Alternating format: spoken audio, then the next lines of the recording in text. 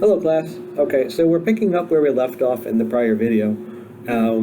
We've been able to open a file for reading and open a file for writing using both the scanner and the print writer respectively.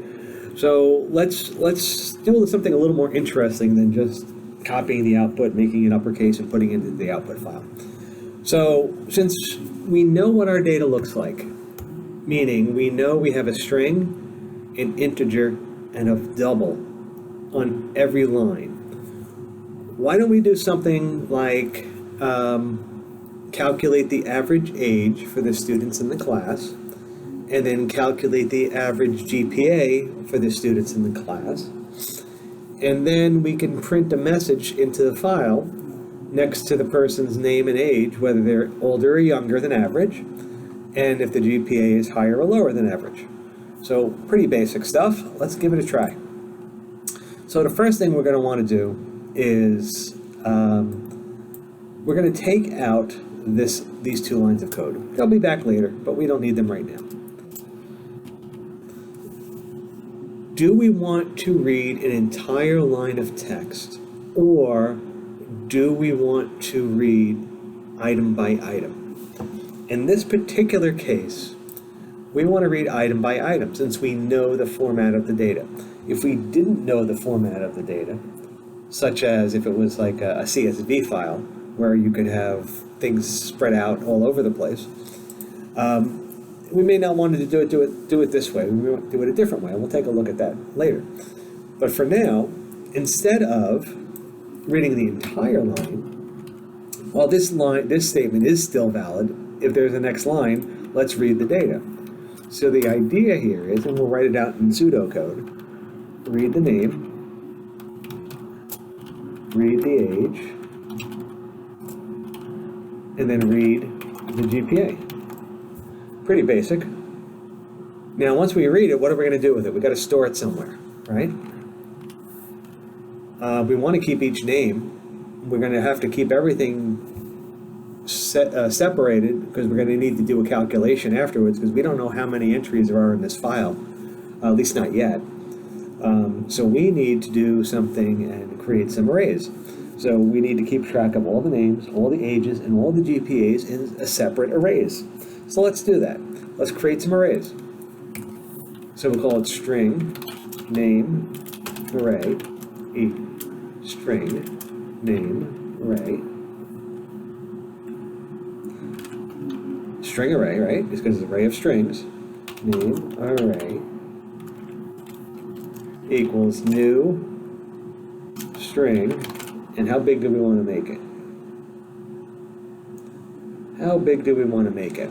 Well, we don't know how big the file is, so we want to make it big enough to hold everything in there, but we also don't want to make it so big that we're wasting so much memory. So just for our purposes, let's go with 10.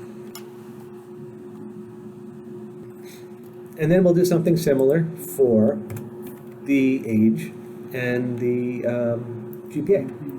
So int array, age array, equals new int, we'll stick with 10 for consistency,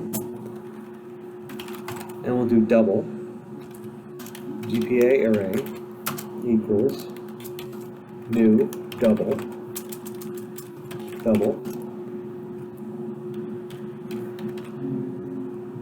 So we've created 10 position arrays for the names, the ages, and the GPAs. So we can read each line, we can read each piece from that line, and then we can store it into the array so we can process it later.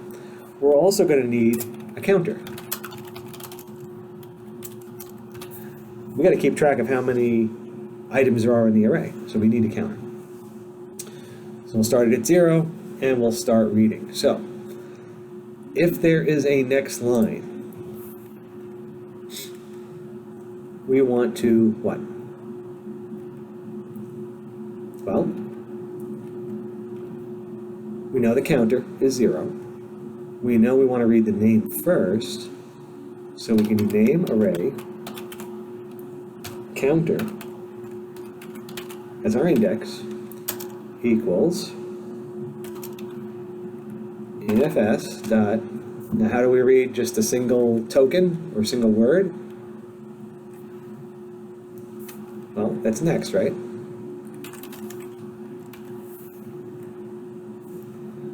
And I probably should have put this here instead. I think that makes more sense. And now we can do the same thing for int array counter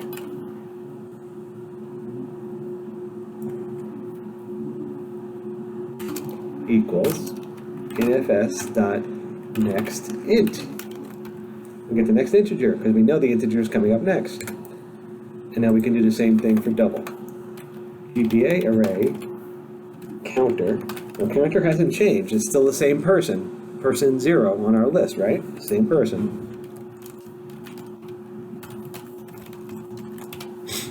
Next double. Now, after this is all done, I have to increase counter to indicate that we have added a person to our list. Now, when we come out of our array, let's just do a simple test.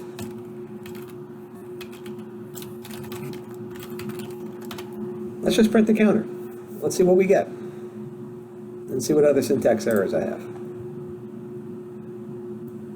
Cannot find symbol int array. Oh, it's not int array, it's age array.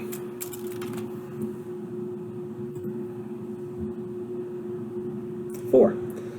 That's what we thought. We have counted 4 people in our array. So now we've processed the file. We can close the input file because we're done with it.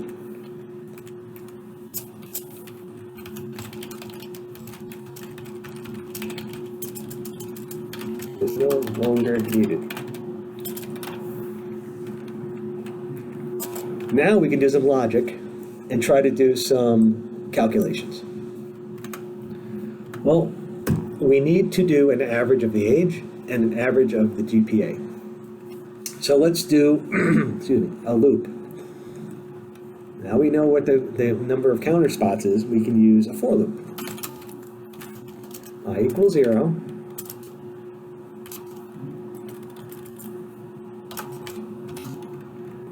I is less than what? What do we want to have it less than? Well, how many items did we count in our while loop just above? Right, counter. So we want to put counter here. I is less than counter because we populated 4 positions. So we populated positions 0, 1, 2, and 3. So that means we want less than counter. Counter is a number of elements in our array, but the indexes go 0 to 3. And I++.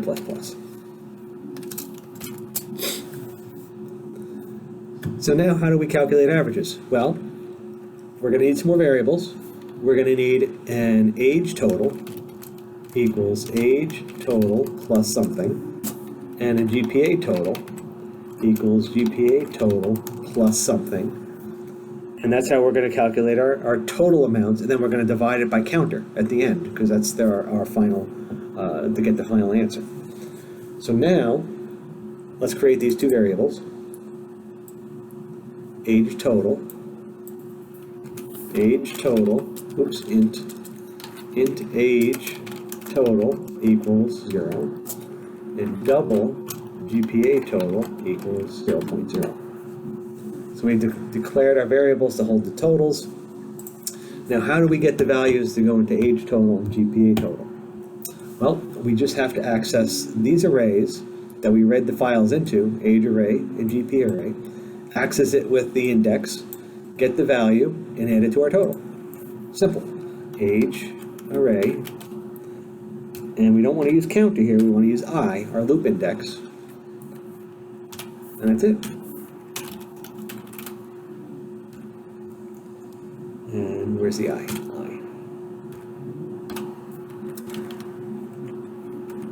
Now, let's do another test. System.out.println GP or age total. Now, looking at our input file, age total should be 22 plus 21 plus 19 plus 18. So 22 plus 21 is 43, 53, 62, 72, 80. if I did math right. So it works out to 80. So when I print this here, the age total should be 80. And it did. There's the 80. So we know we're doing our math right. We know we're accessing all the values right. So we can get rid of that. It was just for testing. We don't need it anymore. Age average equals age total divided by counter. Now, age average, we have to declare that variable. I'll do that in a second. Is going to be equal to age total divided by the counter. The counter is the number of students we calculated in our file. Age total was the sum of their ages. So when we're dividing two values, what are we expecting out of this? Let's find out.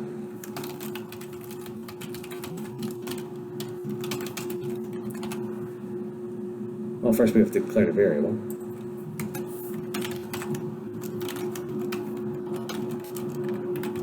Age average is 0.0. So we're doing division, we could get decimal places, so we want to make sure we have the 0.0, so 20.0. 80 divided by 4 is 20.0. Perfect. I'm going to tweak the input file just a little bit, just so we can get some decimals in there. Do I have to save that? I think it automatically saves. Here, run it again. 20.0. Not sure if I have to save that. Well, let's put a fifth person in to see. Bobby. 27. No, 26. 2.2. So we'll add a fifth person in and we'll really give it a test. What did I get? No such element exception.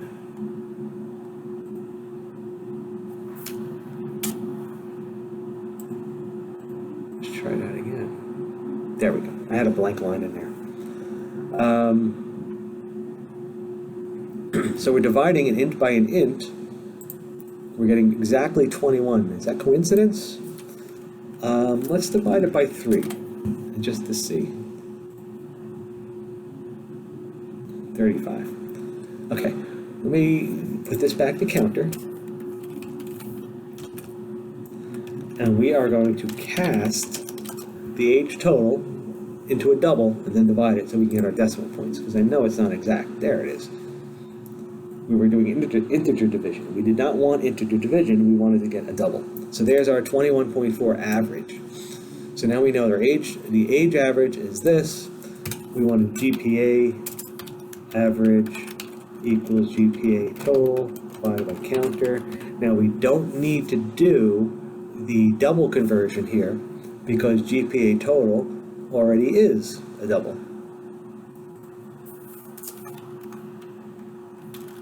So let's put in our new average, double. GPA average equals, run. So now we have our GPA average and our age average, and we can take the last step and print out a nice message into the output file with some detailed information.